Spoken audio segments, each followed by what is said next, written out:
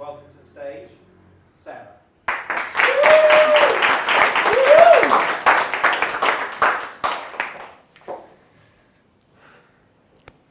How many of you are here because you want to be great speakers?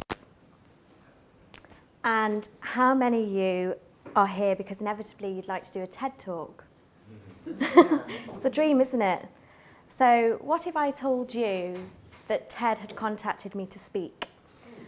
And TED had asked me to share my story, a story that they thought was worth sharing. And so what they wanted me to do was to talk about the opportunities that you create through sharing vulnerability.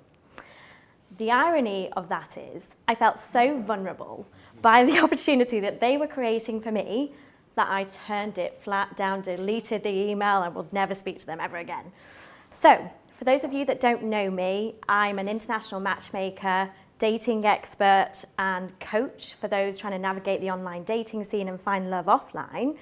And actually, I felt like a complete imposter. So I'll start from the start with this story, and it was because on the 4th of February 2016, I had woken up with awful feelings in my stomach, and I'd been having awful nightmares all night long about tornadoes coming into my life and ripping the floor from beneath my feet. I had no idea what was going on that day. What I can tell you is that evening I came home and I had been ghosted. Now, for those of you that are married and happy and in relationships, and I was too, you probably don't know what ghosting is. And it's given a very cute terminology by the Urban Dictionary, which we can thank back in 2011. Thanks, Urban Dictionary. And it's normally for those navigating the online dating scene, you know, those apps. And if you're not in with someone, not all in, you kind of just get rid of them, disappear them from their lives and block them completely. That had happened to me when I was all in. I was 7 years all in my relationship. And I was building businesses with my partner all in, building a life together all in. And we had a home together all in, living my life between London and New York, flying back together and building this amazing, what I thought was an empire built on love and respect for each other. And then that day, on the 4th of February, in the busiest time for a matchmaker, the lead up to Valentine's Day, I was ghosted. So I felt like an imposter in my career. How was I supposed to go to work that day, manage a team and keep the morale up, matchmakers, and teach them how to navigate the path for love for other people? I was so vulnerable. So what I did was the only thing as a creative I knew how to do, and that was put pen to paper, or back in 2016, open my laptop, and I started to write. I wrote a blog called The 30 Days of Heartbreak, and I dubbed it that because I wanted every day to be progress. I wanted it to be a story about what I was feeling and how I wanted to help heal myself. And by doing that, and by writing and sharing my vulnerability, I reached 3,000 hearts that were broken around the world every single day for 30 days. They wrote back to me and they told me how my words had resonated with them and that I'd helped them be loved back to life. What they didn't realise was they were loving me back to life by sending testimonials of my work, my vulnerability and creativity, and it was the most amazing time of my life.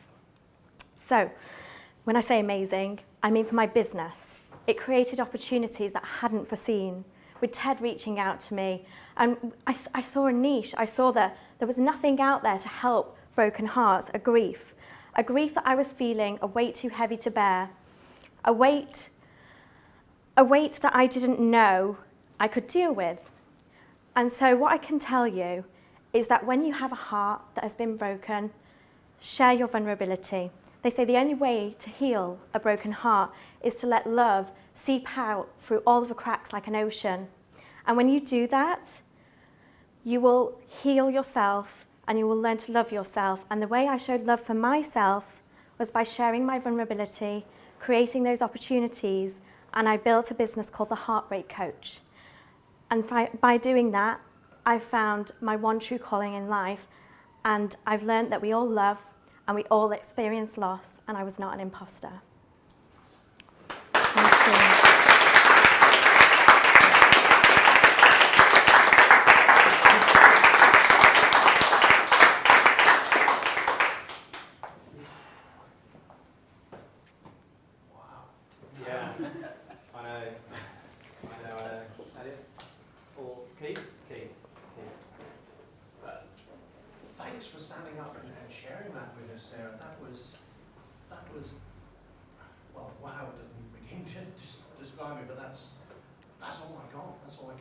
can say that was very well presented talk. I say I love the story. I don't love what happened to you, but I love the results that you got from it.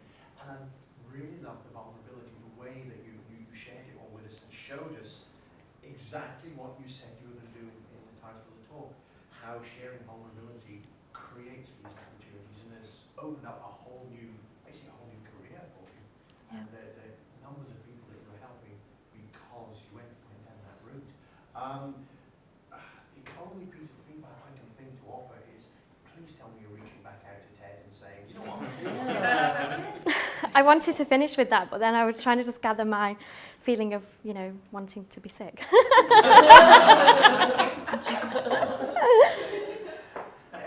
Please, when you find a way to get yourself there, because that certainly is an idea worth sharing.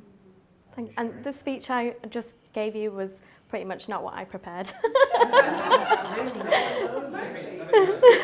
it's good enough for Martin Luther King, I figure it's good enough for the rest of us.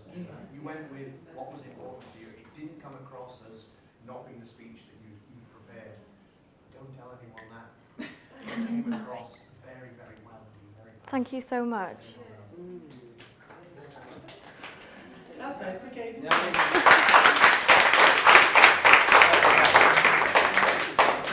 Take that away. So look, I know what you've been through the last few days, and I just want to acknowledge you for persevering, and getting up there and just doing it. So now it's done. Did you have fun? Yeah, I think so. I couldn't feel my knees, but after I started to ground, it was good to share. It was actually the first time I'd ever physically shared the story through words that weren't typed, actually. I mean, I've taught, yeah. Are your arms still attached? I think so. Your legs, can you move them? Yeah. Is your head still up? No, I've no idea what I said. That's okay, because it's been recorded. Is your head still attached? Yeah. So you're okay? Yeah. Good. So more of that, please.